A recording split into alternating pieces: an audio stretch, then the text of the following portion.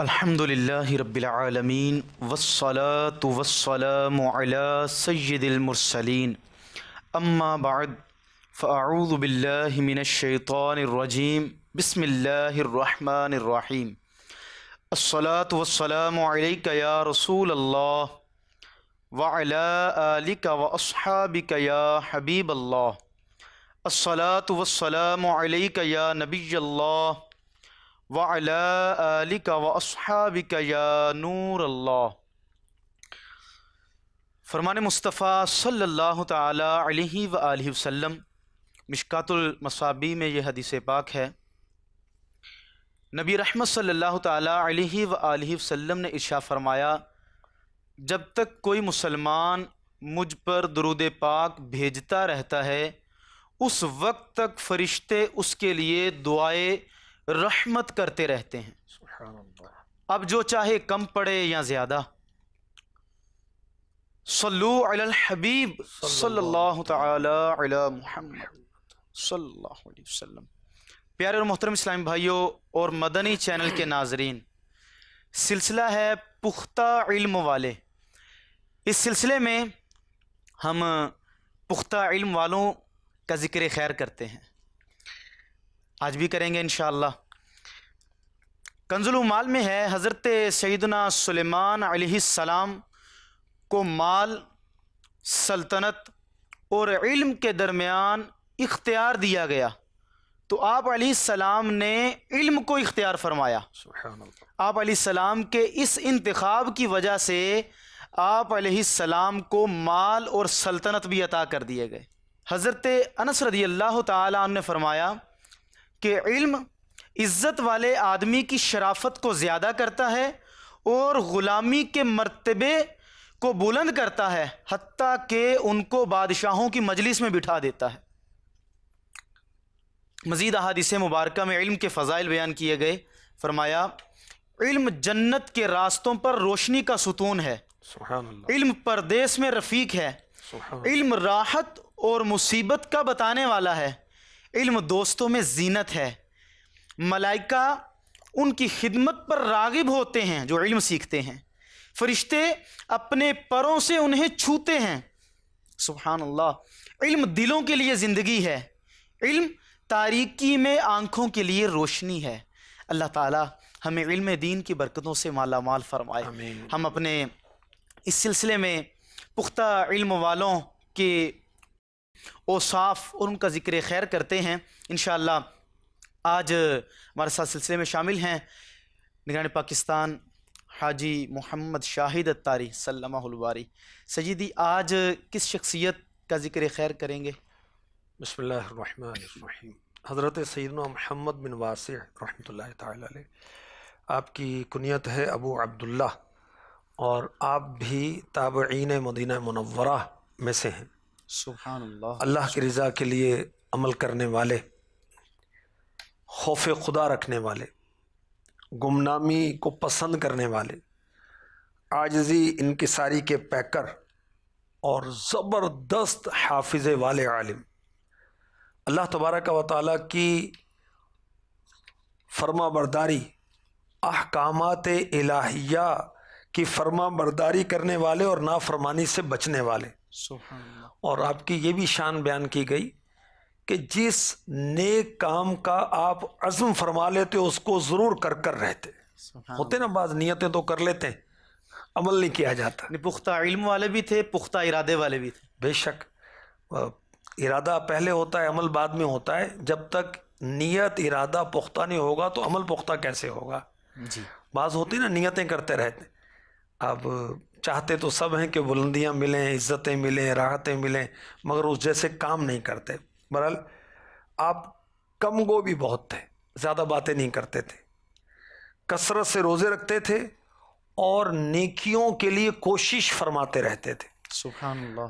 حضرت سیدنا انس بن مالک رضی اللہ تعالی عنہ کی آپ نے زیارت کی، اور بڑے بڑے اکابر جو محدثین ہیں ان کی صحبت کا شرف بھی حاصل کیا۔ قاری بہت زبردست تھے، بہت خوف خدا والے تھے، سبحان اللہ۔ اور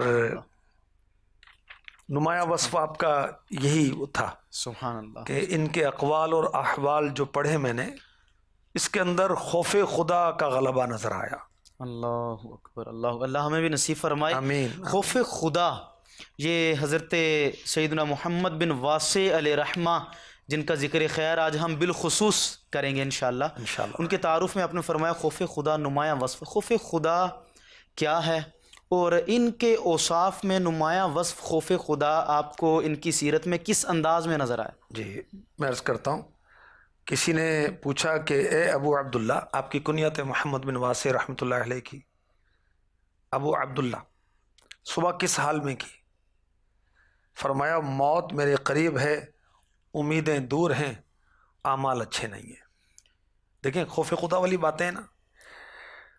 آپ فرماتے ہیں کہ میں نے ایسے لوگوں کو دیکھا جو با جماعت نماز پڑھتے تھے، ان کے رخساروں پر خوف خدا سے آنسو بہتے تھے، مگر خوف خدا کا ان کا انداز یہ ہوتا کہ برابر کھڑے ہوئے شخص کو پتہ نہیں چلتا تھا کہ وہ خوف خدا سے رو رہے ہیں. اسی طرح ارشاد فرماتے ہیں کہ ایک شخص 20 سال تک 20 ایئرز تک خوف خدا سے روتا رہا، مگر ان کے بچوں کی امی کو پتہ نہیں چلا کہ حضرت 20 سال سے خوف خدا سے رو رہے ہیں. اسی طرح کسی نے پوچھا صبح کس حال میں کی؟ فرمایا تمہارا کیا حال ہے؟ اس شخص کے بارے میں جو ہر روز آخرت کی جانب بڑھتا چلا جا رہا ہے. اسی طرح آپ کے خوف خدا کا ایک انداز کہ طبیعت کچھ ناساز تھی، لوگ کثرت سے عیادت کرنے کے لیے، تیمارداری کے لیے آنے لگے، اور یہ اچھا وصف ہے. جی. تو حضرت سیدنا ابو عامر رحمۃ اللہ تعالی علیہ فرماتے میں حاضر ہوا تو کچھ لوگ کھڑے تھے، کچھ بیٹھے تھے. تو حضرت محمد بن واسع رحمۃ اللہ تعالی علیہ مجھے دیکھ کر میری طرف متوجہ ہوئے. فرمایا مجھے بتاؤ، کل قیامت کے دن مجھے پیشانی اور پاؤں سے پکڑ کر جہنم میں ڈال دیا جائے تو کیا یہ لوگ مجھے فائدہ پہنچا سکیں گے؟ یعنی آدمی جب بہت زیادہ لوگ پوچھنے والے ہوں، جی، لوگ کہنے والے ہوں، عیادت کے لیے آئے جمع ہیں، اس پر وہ ذرا ہوتا ہے نا. جی، انسان آنر فیل کرتا ہے اپنے آپ کو، کچھ کل میرے کام آئیں گے یہ. جی. تو دیکھیں خوف خدا کی بات. اور پھر آپ نے سورہ رحمان کی ایک آیت پاک تلاوت کی، میں بھی تلاوت کرتا ہوں. یعرف المجرمون بسیماہم فیؤخذ بالنواصی والاقدام. مجرم اپنے چہرے سے پہچانے جائیں گے تو ماتھا اور پاؤں پکڑ کر جہنم میں ڈالے جائیں گے. یہ کرتے نیکیاں ہیں، بہت بڑے محدث ہیں، بہت بڑے عالم ہیں، کثرت سے روزے رکھنے والے ہیں، کم گو ہیں، نیکیوں کے لیے کوشاں ہیں، یعنی کوشش کرنے والے ہیں، بے شک، مگر اپنے آپ کو نیک نہیں سمجھتے. یہ ڈرتے ہیں کہ کہیں جن کے بارے میں رب نے فرمایا کہ ماتھا اور ان کے پاؤں پکڑ کر جہنم میں گیند کی طرح لڑکا دیا جائے گا جن کو، میں ان میں سے نہ ہو جاؤں. اسی طرح آپ نے خوف خدا کی بات کہی نا ان کی. یہ ایک چیز یہاں وہ توجہ جا رہی، ہم عام طور پر اگر ہمیں خوف خدا کا غلبہ ہو یا کسی کی توجہ اس بات کی طرف جائے تو یہ ایک خاص وقت کے لیے ہوتا ہے. ہم نماز پڑھ رہے ہیں، خوف خدا کی بات سن رہے ہیں، قبر کے احوال، موت کے احوال اور کچھ اس طرح کے واقعات سنیں تو خوف خدا کا غلبہ ہوا. لیکن یہ اللہ والوں کی زندگی کا ایک خاصہ تھا، اور یہ انہی میں یہ نمایاں اوصاف ہیں کہ آپ کا ہر لمحہ آپ کی توجہ اس بات کی طرف ہوتی تھی کہ میرا رب مجھ سے ناراض نہ ہو جائے. ہر لمحے میں آپ کی توجہ خوف خدا کی طرف، آپ پر خوف خدا کا غلبہ ہر لمحے ہوتا تھا. آپ بیمار ہیں تب بھی ہیں، ہماری توجہ عام طور پر وہ دیگر معاملات کی طرف رہتی ہے، لیکن ان کے معمولات میں یہ چیز شامل تھی کہ یہ ہر وقت ان پر خوف خدا کا غلبہ ہوتا تھا. خوشی ہو یا غمی ہو فوراً توجہ اس بات. دیکھیں جب توجہ اللہ کی طرف رہے گی، ہر وقت یہ تصور ہے کہ اللہ دیکھ رہا ہے، تو خوف خدا کا غلبہ تو رہے گا. اور بزرگوں نے یہ کہا کہ زندگی میں خوف خدا کا غلبہ رہے اور موت کے وقت رحمت کی امید رہے. بہرحال حضرت محمد بن واسع رحمۃ اللہ تعالی علیہ یہ بہت خوف خدا والے تھے.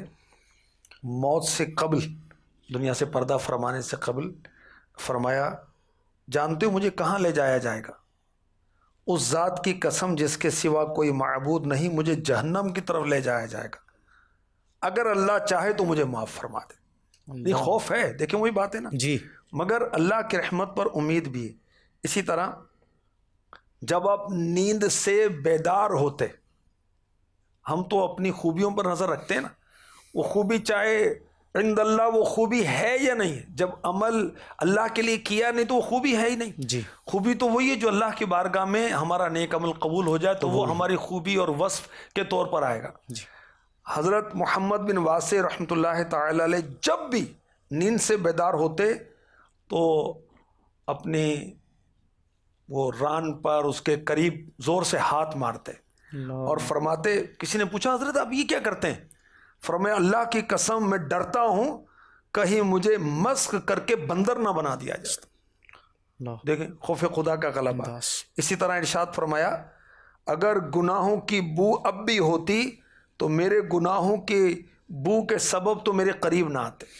میں کہتے ہیں حضرت آپ یہ تو آپ کی برکتیں ہیں. لوگ کہتے ہیں نا نیک لوگوں کو, تو وہ بھی پھر اپنی خوش فہمی میں مبتلا ہو جاتے ہیں. مگر یہ کیا کہہ رہے ہیں اللہ والے کس قدر عبادت کے بعد بھی کیسے انداز اپناتے اور اپنے آپ کو چھپاتے. اسی طرح حضرت مالک بن دینار رحمۃ اللہ تعالی علیہ کے حضرت ہم عصر ہیں. حضرت مالک بن دینار فرمایا کرتے اللہ کی اطاعت ہے یا جہنم ہے. جی. اور محمد بن واسع رحمۃ اللہ تعالی علیہ فرمایا کرتے اللہ کی طرف سے معافی ہے یا آگ ہے. یعنی نجات کا سبب مالک بن دینار نے کیا کہا؟ اللہ کی فرما برداری. اللہ کی فرما برداری. اور محمد بن واسع رحمۃ اللہ علیہ نے کیا فرمایا؟ نجات کا سبب نیکیاں نہیں رحمت الہی. رحمت الہی. یہ اللہ کی رحمت ہے یا جہنم ہے. اللہ عدل کرے تا تھر تھر کمبن اونچیاں شانہ والے. یعنی جنت کے اندر جو بھی جائے گا اللہ کی رحمت سے ہی جائے گا. اچھا آپ کے خوف خدا کی یہ بات بھی ہے کہ آپ کو عہدہ قضا قبول کرنے کا یعنی قاضی بنانے کے لیے انسسٹ کیا گیا, مجبور کیا گیا. کی گئی. صرف پیشکش نہیں, مجبور بھی کیا گیا.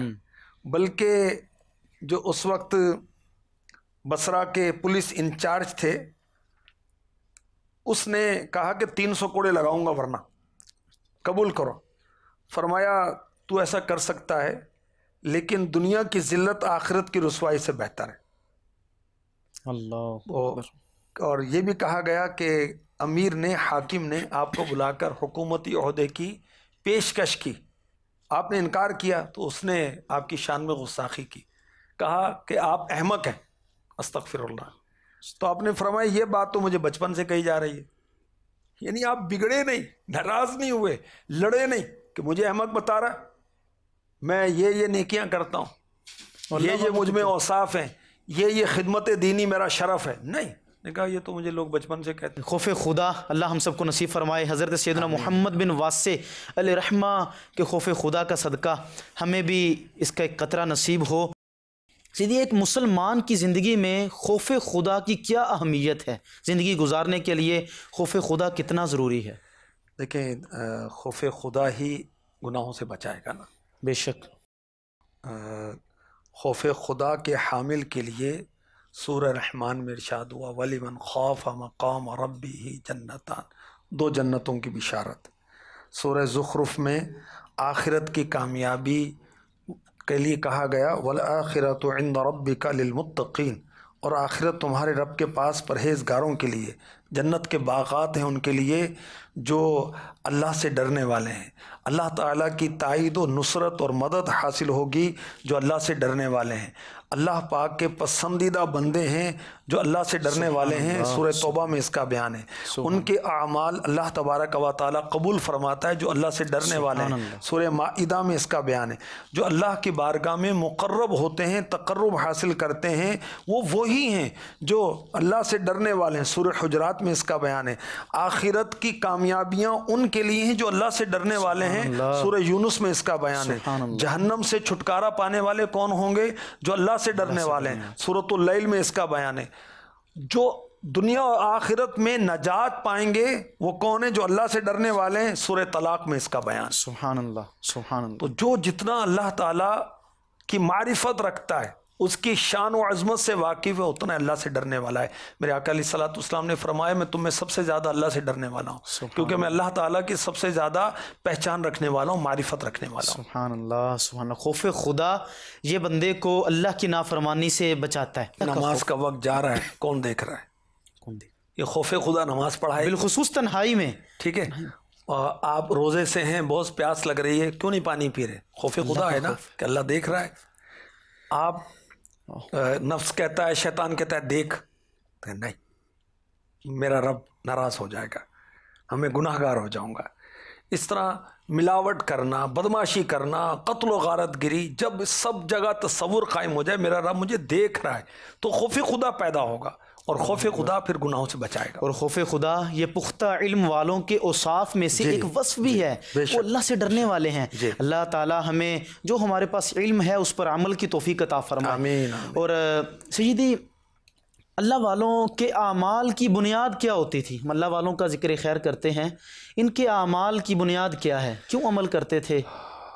دیکھیں کیا پیش نظر جو تھا؟ مسلمان ہے اس کا عمل اللہ کے لیے ہونا چاہیے، رضا الہی کے لیے۔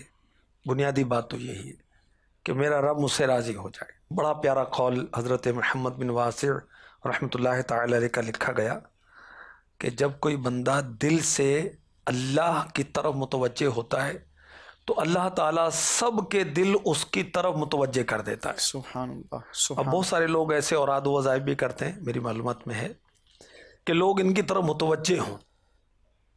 آپ اخلاص کے ساتھ رب کی طرف متوجہ ہو جائیں، سب آپ کی طرف متوجہ ہو جائیں گے۔ ایک بزرگ کا معاملہ میں نے پڑھا تھا کہ وہ مسجد میں نماز پڑھتے تھے اور خواہش تھی کہ اس مسجد کی انتظامیہ میں شامل ہو جاؤں، لوگ متوجہ نہیں ہوئے۔ پھر آپ نے اپنے نفس کی سرزنش کی کہ تو کیا یہ کر رہا ہے، تو اس لیے یہاں کر عبادت کرتا ہے، نہیں تو اللہ کی رضا کے لیے عبادت کر۔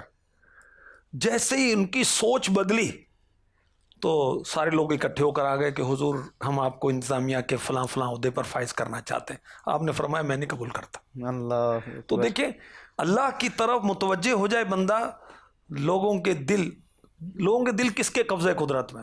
اللہ کے قبضے کو، بے شک بے ہم شک۔ چاہ رہے ہیں سب ہم سے محبت کریں، اللہ اور اس کے رسول کے ارشادات کی پابندی کریں، لوگوں کے دل خود مائل ہو جائیں گے۔ ایک حدیث پاک کا مضمون ذہن میں آ رہا ہے، مفہوم، کہ جب اللہ تعالیٰ کسی بندے سے محبت فرماتا ہے تو حضرت جبریل امین علیہ السلام کو حکم فرماتا ہے کہ زمین میں اعلان کر دو کہ میں اس سے محبت کرتا ہوں، اے لوگوں تم بھی اس سے محبت کرو۔ جی، زمین میں آسمانوں میں اعلان ہوتا ہے، اللہ، آسمان والے فرشتے اس سے محبت کرتے ہیں، زمین والے لوگ اس کی محبت کرتے ہیں۔ اللہ کی محبت پانے کا ذریعہ یہ ہے کہ بندہ اللہ کے لیے ہی عمل کرے، دنیا والوں کی محبت بھی ملے گی اور اللہ کی محبت بھی ملے گی۔ اور جو دنیا کے لیے عمل کرے تو وہ اسے نہ دنیا ملے نہ پھر جو وعیدیں بھی بیان کی گئیں اس کی۔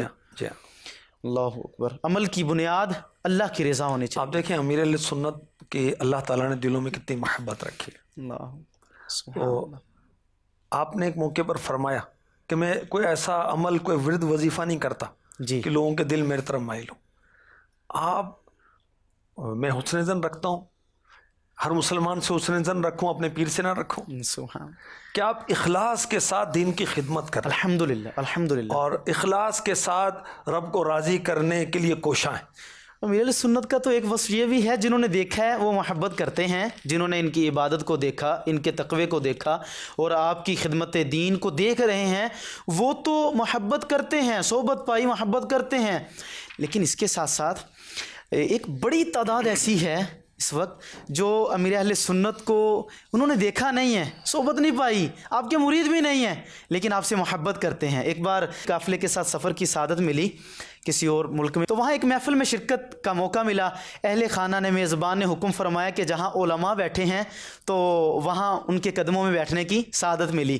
جب دسترخوان لگا تو مجھے پھر حکم ہوا کہ ان کے ساتھ بیٹھ کے کھانا کھانا ہے، اور دوسرے ملکوں سے پڑھ کے آئے تھے، عربی میں انہوں نے بیانات کیے، اور بیانات میں موضوع بھی امیر علیہ سنت والے تھے، نیت، اخلاص، للہیت، اور بڑے نورانی چہرے۔ اور بعد میں جب ان کی صحبت میں بیٹھنے کا موقع ملا تو دسترخوان پر انہوں نے بڑی محبت کا اظہار کیا۔ میں نے امیر علیہ سنت کا ذکر خیر کیا، ان کی محبت کا یہ انداز تھا کہ وہ خود کھانا बढ़ा रहे थे और लुकमा बनाकर भी खिला रहे थे, इतनी मोहब्बत। मैंने उनसे पूछा, अमीर अहले सुन्नत का जिक्र खैर हुआ तो उनके चेहरों पे मुस्कुराहट और चेहरे खिल गए। मैं पूछा अपने शेख को कभी देखा है, अमीर अहले सुन्नत की सोहबत पाई? तो कहने लगे देखा तो नहीं है, अमीर अहले सुन्नत की सोहबत में तो नहीं बैठे, मैं बराह रास्त कभी गए हों सामने तो ऐसा भी कुछ नहीं हुआ। तो इस कदर मोहब्बत की वजह मैंने अमीर अहले सुन्नत का नाम लिया तो उनके चेहरे खिल उठे। तो फरमाने लगे कि हमारे शेख ने अमीर अहले सुन्नत की मोहब्बत हमारे दिलों में डाली। सुभान अल्लाह। हाँ, हमारे बुजुर्ग उनका जिक्र खैर फरमाते हैं। नहीं, जब अल्लाह ताला किसी बंदे से मोहब्बत फरमाता है तो किन किन ज़राए से जिन्होंने नहीं देखा वो भी मोहब्बत करते हैं। समझें कि हम खालिक को दिल से राज़ी करने की कोशिश करें, मखलूक सारी राज़ी हो जाएगी।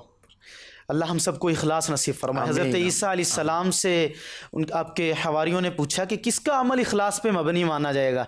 फरमाया कि उसी का अमल खालिस है जो अल्लाह के लिए अमल करे। बेशक अल्लाह के लिए अमल। अल्लाह हम सबको इखलास अता फरमाए। मेरा हर अमल बस तेरे वास्ते हो, कर इखलास ऐसा अता या इलाही। आमीन आमीन बिजाहि नबी अमीन सल्लल्लाहु अलैहि वसल्लम। सजीदी, हम भी सफ़र करते हैं, अल्लाह वालों के सफ़र का अंदाज़ क्या होता था?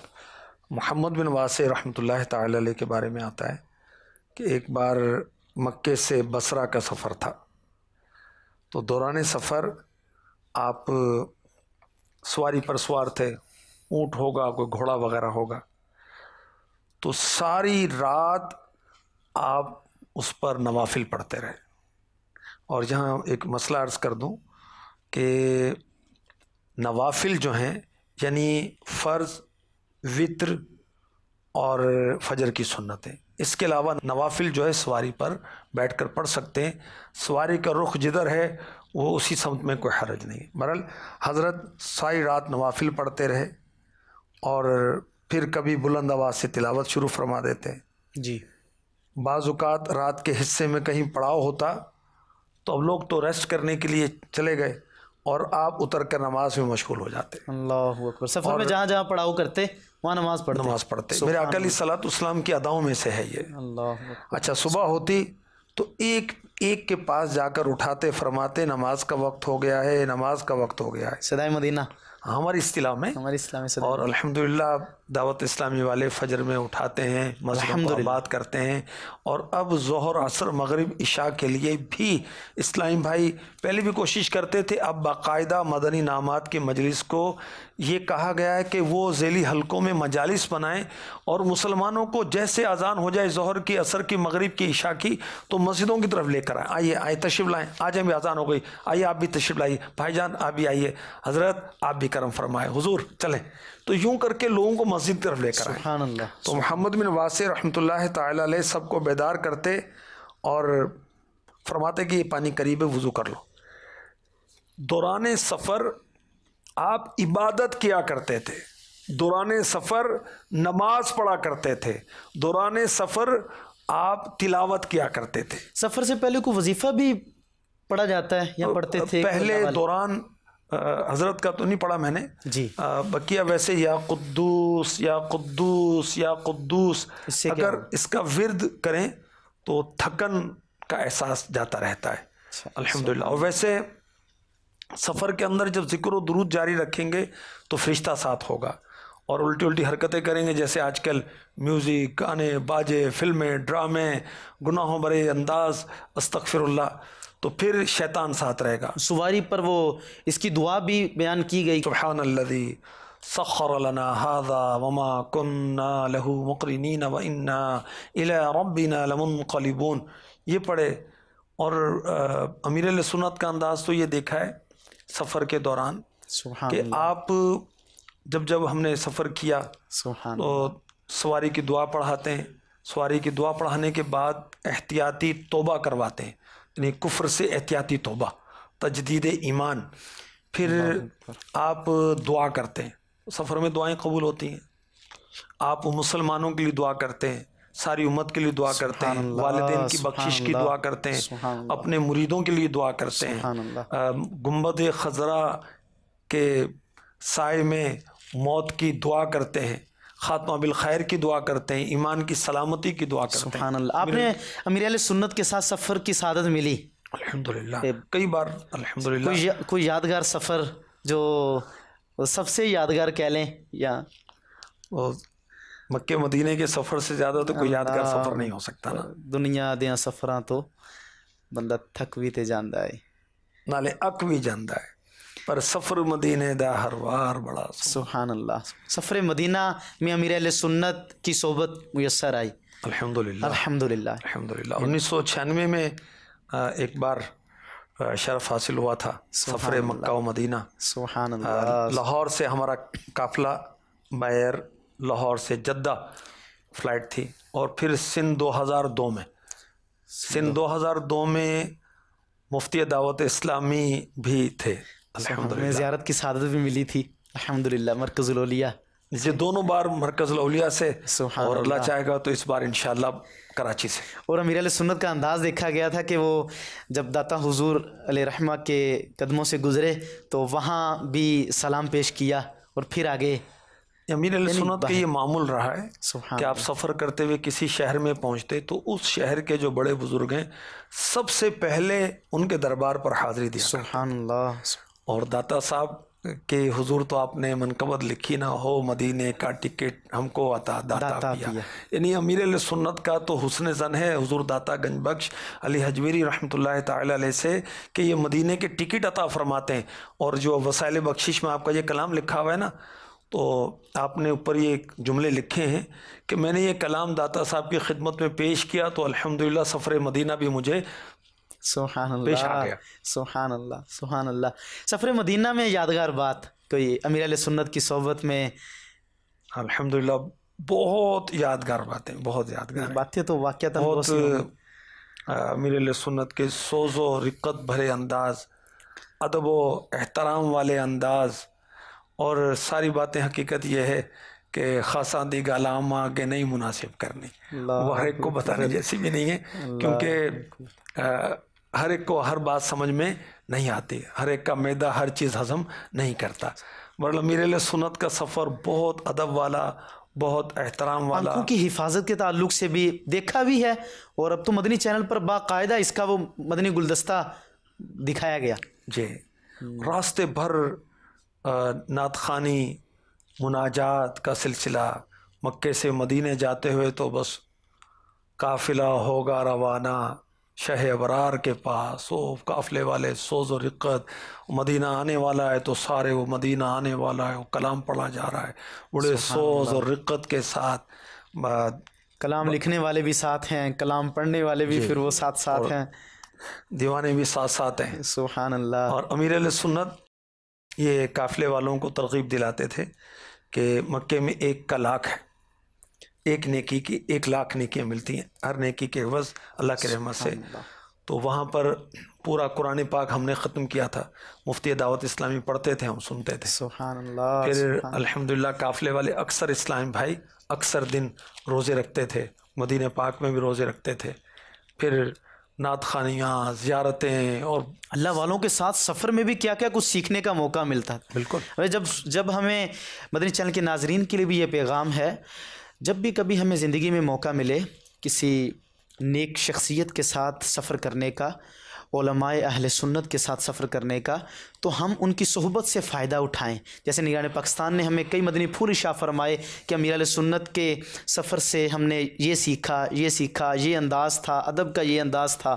تو سفر کی دعائیں اور کیا کیا اوراد و وظائف سفر میں کیے جاتے ہیں سفر کا آغاز کرتے تھے تو کس طرح سے کرتے تھے اور واپسی کے لیے کس انداز میں تیاری. تو جب ہمیں سفر کی سعادت ملے اللہ والوں کے ساتھ تو ہمیں بھی سیکھنا چاہیے. خیر سجیدی باتیں تو اور بھی بڑھتی چلی جائیں. ذکر مرشد ہو تو موضوع تو ختم ہونے کا نام نہ لے. ذکر مرشد اور ساتھ میں ذکر مدینہ سفر مکہ و مدینہ. سبحان اللہ. اللہ والوں کی بارگاہ میں حاضری کا انداز ایک تو ہمارا ہے لیکن اللہ والوں کی بارگاہ میں حاضری کا کیا انداز کچھ اس تعلق سے کوئی مدنی پھول جو امیر علیہ سنت سے ہم نے سیکھا مدنی مذاکروں میں آپ کی صحبت میں کہ مثل خالی پیالہ جائے ان کی خدمت میں. اب دیکھیں پیالہ ہے اگر اس میں پہلے ہی کچھ بھرا ہوگا تو مزید اور کیا ڈالیں گے. تو مثل خالی پیالہ جائیں اور سنانے نہ جائیں سننے جائیں. ادب و احترام سے بیٹھیں ان کی بات سنیں اور پھر حضرت محمد بن واسع رحمۃ اللہ تعالی علیہ کا ذکر خیر ہم کر رہے ہیں جی ان کے تعلق سے عرض کروں گا. حضرت سیدنا جعفر رحمۃ اللہ تعالی علیہ فرماتے ہیں کہ جب میں اپنے دل میں سختی محسوس کرتا تو جا کر ایک نظر حضرت سیدنا محمد بن واسع رحمۃ اللہ تعالی علیہ کے چہرے کو دیکھ لیتا, اللہ اور اس کا اثر کیا ہوتا, سبحان جب بھی میں ان کے چہرے کو یعنی دل کی سختی دور کرنے کا انہوں نے نسخہ بنایا ہوا تھا. اچھا جب میں دیکھتا تو مجھے ایسا محسوس ہوتا کہ یہ اس شخص کا چہرہ ہے جیسے وہ عورت ہو کہ جس کا بیٹا فوت ہو گیا ہے, اکلوتا فوت ہو گیا ہے. وہ تو یہ ان کے چہرے کے انداز. تاثرات جو تھے وہ خوف خدا جی کے تعلق سے اس میں یہ بھی. اللہ اکبر. اللہ تو والوں علماء کی زیارت, اور دیکھیں جامعۃ المدینہ کے طلبہ ناظرین ناظرات بھی ہیں ویسے تو علماء کی زیارت کو عبادت کہا گیا. کعبے کی زیارت بھی عبادت ہے, ماں باپ کی زیارت بھی عبادت ہے, مولا مشکل کشا کرم اللہ تعالی وجہ الکریم کی زیارت بھی عبادت ہے. آپ تو بہت بڑے عالم ہیں, انبیاء کی زیارتوں کی تو کیا بات ہے. تو بڑے خوش نصیب ہیں. اسکول اور کالج والوں کو کیا یہ سعادت حاصل ہے؟ اللہ جامعۃ المدینہ کے طلباء کو یہ سعادت حاصل ہے کہ روزانہ علماء کی زیارت کرتے ہیں, کہ جن کی زیارت کو عبادت قرار دیا گیا. سبحان اللہ. یہاں اس مدنی پھول کو بھی پیش نظر رکھا جائے کہ جو بھی بیان کیا گیا کہ جب علماء کے پاس بیٹھیں تو اپنی زبان کو بھی قابو میں رکھیں, اور جب اللہ کے ولی کی بارگاہ میں جائیں, نیک لوگوں کے پاس جائیں تو وہاں زبان کے ساتھ ساتھ دل کو بھی قابو میں رکھیں, کیونکہ وہ دلوں کی جانتے ہیں اللہ کی عطا سے. اللہ کی عطا سے. سبحان اللہ. سجدی دل کی بات آئی تو زندہ دل اور مردہ دل, یہ ایک بات کی جاتی ہے, زندہ دل کیا ہوتا ہے اور مردہ دلی سے کیا مراد ہے؟ اب ویسے عام طور پر پبلکلی جو بڑے کہکے لگاتا ہے نا, اور وہ بڑا ہنسی مذاق کرتا ہے, اس کو بڑا زندہ دل آدمی ہے. اور حقیقتاً زندہ دل وہ ہے جس کے دل کے اندر اللہ رسول کی محبت ہے, جس کے دل کے اندر فکر آخرت ہے, جس دل کے اندر اولیاء کی محبت ہے, قرآن کی محبت ہے, نیکیوں کی محبت ہے, اس کا دل زندہ ہے. جس کو خوف خدا حاصل ہے, اس کا دل زندہ ہے. جس دل میں عشق مصطفیٰ رچا ہوا ہے, یہ دل زندہ ہے. حضرت محمد بن واسع رحمۃ اللہ تعالی علیہ آپ نے فرمایا کہ 4 چیزیں مردہ دلی کا باعث ہیں. ایک تو نا زندہ دلی. مردہ دلی کیا ہے؟ اور ان مردہ دلی کیا ہے؟ گناہوں سے اکتاہٹ نہیں ہوتی, گناہوں میں استغفر اللہ لذت آنا شروع ہو جاتی ہے. استغفر اللہ. اس کی وجہ کیا ہے کہ انسان گناہ پر گناہ کرتا ہے تو اس کا دل مردہ ہو جاتا ہے. اور حضرت نے فرمایا محمد بن واسع رحمۃ اللہ تعالی علیہ نے, عورتوں کے ساتھ کثرت سے میل جول کرنا, گفتگو کرنا, استغفر اللہ, یہ بھی دلوں کو مردہ کرنے کا سبب ہے. بیوقوف سے جھگڑا کرنا یہ بھی مردہ دلی کا سبب ہے. اور فرمایا کہ مردوں کی صحبت اختیار کرنا, مردوں کی صحبت اختیار کرنا بھی مردہ دلی کا سبب ہے. عرض کی گئی حضور مردوں کی صحبت, اس سے کیا مراد ہے؟ فرمایا ہر عیش پرست کی, مالدار کی صحبت, ظالم کی صحبت میں اٹھنا بیٹھنا, یہ مردہ دلی کا سبب ہے. عیش پرست, ہر وقت عیش و عشرت, کھا رہے ہیں, پی رہے ہیں, موج کر رہے ہیں, جائز ناجائز فیشن کر رہے ہیں, اس طرح کے جو لوگ ہیں. اللہ اکبر. نہیں, اس صحبت سے بچنے کا حکم دیا گیا. اس میں بیٹھے گا تو دل مردہ ہو جائے گا, اللہ والوں کے پاس بیٹھے گا تو دل زندہ رہے گا. بالکل. سبحان جن کا دل زندہ ہے ان کے پاس بیٹھیں گے تو ہمارا دل بھی زندہ ہوگا. یعنی دل بھی مردہ ہوتا ہے. جی ہاں. ایک تو نیکی کی بات اثر نہیں کرتی, یہی مردہ دلی ہے نا. نصیحت اثر نہیں کر رہی, باپ کی بات سمجھ میں نہیں آ رہی, ماں کے آنسو اس کو ہلاتے نہیں ہیں, قرآن پاک کی آیتیں سنائی جاتی ہیں, فرامین مصطفیٰ سنائے جاتے ہیں, پھر بھی یہ سدھرتا نہیں ہے, نماز شروع نہیں کرتا, یہ گناہوں بھرے اپنے معاملات نہیں چھوڑتا. اللہ اکبر. سیدھی محمد بن واسع علیہ رحمہ کا ذکر خیر بالخصوص جاری ہے. واقعات تو آپ کے بہت سے ہوں گے. بارگاہ رسالت میں آپ کی مقبولیت کے تعلق سے کوئی واقعہ, کوئی بشارت؟ حضرت سیدنا جعفر بن سلیمان رحمۃ اللہ تعالی علیہ بیان کرتے ہیں کہ میں نے حضرت سیدنا وہب بن منبہ رحمۃ اللہ علیہ کے ایک ہمنشین کو کہتے سنا, خواب میں جناب رسالت مآب صلی اللہ علیہ وسلم کی زیارت ہوئی. عرض کی یا رسول اللہ آپ کی امت کے ابدال کہاں ہیں صلی اللہ تعالی علیہ وسلم. ابدال یعنی ولایت کے ایک اعلیٰ قسم. تو میرے آقا علیہ الصلوۃ والسلام نے اپنے دست مبارک سے اشارہ کیا ملک شام کی طرف. سبحان اللہ. عرض کی یا رسول اللہ عراق میں بھی ہے کوئی؟ جی یعنی اللہ کے ولی جن کو ابدال والی وہ ایک سعادت حاصل ہے، بلندی حاصل ہے، کوئی وہ عراق میں بھی ہے؟ تو میرے آقا صلی اللہ علیہ وسلم نے فرمایا ہاں وہ محمد بن واسع ہے. سبحان رحمۃ اللہ اللہ. تعالی علیہ. نبی پاک صلی اب اللہ بڑا علیہ وسلم نے پیارا شعر آپ کو سناتا ہوں اپنے سبحان مرشد اللہ. کا. سبحان اللہ. امت کے حال سے وہ آگاہ ہر گھڑی ہے. یعنی میرے آقا علیہ الصلوۃ والسلام اپنی امت کے حال سے ہر وقت باخبر ہیں. بے شک.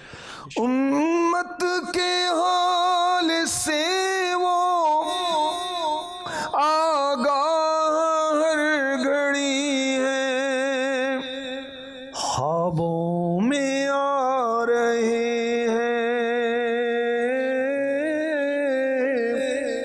خوابوں میں آ رہے ہیں، بگڑی بنا رہے ہیں، خوابوں میں آ رہے ہیں، بگڑی بنا رہے ہیں.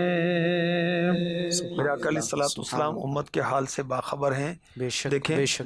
آپ نے خواب میں زیارت بھی کروائی، ابدال کا بھی بتایا، حضرت محمد بن واسع رحمۃ اللہ تعالی علیہ کا بھی بتایا. اچھا یہ اس مرتبے پر فائز ہیں یہ بھی بتایا. میرے آقا علیہ الصلوۃ والسلام کو اپنے امت کے ہر فرد کے مقام و مرتبے کا بھی پتہ ہے، اس کی نیکیاں اور بدیاں بھی پتہ ہے.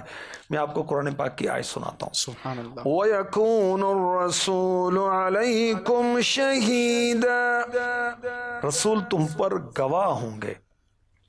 یہ تفسیر صراط الجنان سے کچھ خلاصہ عرض کر رہا ہوں. حضرت علامہ اسماعیل حقی رحمۃ اللہ تعالی علیہ فرماتے ہیں میرے آقا علیہ الصلوۃ والسلام کی گواہی یہ ہے آپ ہر ایک کے دینی رتبے، اس کے دین کی حقیقت پر مطلع ہیں. آپ اس چیز سے واقف ہیں جو کسی کا دینی رتبہ بڑھنے میں رکاوٹ ہے. آپ کو لوگوں کے گناہ معلوم ہیں، آپ ان کے ایمان کی حقیقت، اعمال، نیکیاں، برائیاں، اخلاص، نفاق وغیرہ کو نور حق سے جانتے ہیں. سبحان اللہ. اب قرآن پاک کی آیت پڑھتے ہیں تو اعلیٰ حضرت کے اشعار یاد آ جاتے ہیں بھائی. جی اعلیٰ حضرت بارگاہ رسالت میں عرض کرتے ہیں تم ہو شہید و بصیر اور میں گناہ پر دلیر، کھول دو چشمے حیا تم پہ کروڑوں درود. یہ اعلیٰ حضرت فرما رہے ہیں کہ میرے آقا علیہ الصلوۃ والسلام آپ ہم پر گواہ ہیں، آپ ہمیں ملاحظہ فرماتے ہیں اور ہم پھر بھی گناہ کرتے ہیں. ہماری جو نا حیا والی آنکھ کھول دیں. انبیاء کرام علیہم الصلوۃ والسلام اور والدین کے پاس اعمال پیش کیے جاتے ہیں ویکلی، ہر ہفتے. سبحان اللہ. وہ بھی ہمیں شرم آنی چاہیے کہ ہم گناہ کر رہے ہیں اور آقا علیہ الصلوۃ والسلام کی بارگاہ میں امتیوں کے اعمال پیش کیے جاتے ہیں. تو اللہ پاک کرم فرمائے حضرت محمد بن واسع رحمۃ اللہ تعالی علیہ کو بارگاہ رسالت میں بڑا مقام حاصل تھا اور میرے آقا علیہ الصلوۃ والسلام نے ان کے لیے اشارت بھی ارشاد فرمائی. سبحان اللہ. سبحان اللہ. مدنی چینل کے ناظرین، آج کے سلسلے کا موضوع تھا سیرت حضرت سیدنا محمد بن واسع علیہ رحمہ، جن کے اوصاف میں نمایاں وصف خوف خدا اللہ ہم سب کو نصیب فرما دے. آپ نے زندہ دلی اور مردہ دلی کو بھی بیان فرمایا اور نگران پاکستان نے ہمیں جو مدنی پھول ارشاد فرمائے اس میں ایک چیز یہ بھی تھی کہ نیک لوگوں کی صحبت میں بیٹھنے سے دل زندہ رہتا ہے اور عیش پرستوں کے پاس بیٹھنے سے دل مردہ ہو جاتا ہے، دل کو زنگ لگتا ہے. اور اعمال کی بنیاد کیا ہونی چاہیے یہ بھی آج کے سلسلے میں ہم نے سنا کہ اللہ والوں کے اعمال کی بنیاد اللہ کی رضا تھی. ہر عمل اللہ کے لیے کریں، اللہ تعالیٰ اخلاص کی دولت عطا فرمائے. اللہ والوں کا انداز سفر کیا ہوتا تھا؟ سفر سے پہلے کیا دعا پڑھنی چاہیے، سفر کے دوران سفر کے آداب کیا ہیں، سفر میں اگر نماز پڑھنی ہے تو اس نماز کا انداز کیا ہے، اس کے ساتھ ساتھ اللہ والوں کی بارگاہ میں حاضری کا کیا انداز ہوتا تھا، جب اللہ والوں کی بارگاہ میں جائیں تو کیا آداب ہونے چاہیے، ہمیں اللہ والوں کی صحبت میں بیٹھ کر کن کن باتوں کا خیال رکھنا چاہیے، زبان کو قابو میں رکھیں، دل کو قابو میں رکھیں، اور خالی پیالے کی مثل جائیں، جب جائیں تو وہاں سے کچھ حاصل کریں، ان کی صحبت میں بیٹھ کر ان کے مدنی پھول سنیں، اور اس کے ساتھ ساتھ حضرت سیدنا محمد بن واصع علیہ رحمہ کی سیرت میں ایک خاص بات، ویسے تو بہت سی خاص باتیں ہم نے سنی، نبی پاک صلی اللہ تعالیٰ علیہ وآلہ وسلم نے ان کے تعلق سے بشارت عطا فرمائی۔ سبحان اللہ، اللہ تعالیٰ ہمیں بزرگان دین کی یہ سیرت پڑھنے کا جو مقصد ہے، جو سننے کا مقصد ہے کہ ہمیں بھی ذوق عبادت ملے، ہمیں بھی خوف خدا ملے، اللہ تعالیٰ ہمیں وہ مقصد عطا فرمائے، اپنے مقصد میں کامیابی عطا فرمائے، نیک سیرت عطا فرمائے، آمین بجاہ النبی الامین صلی اللہ علیہ وسلم۔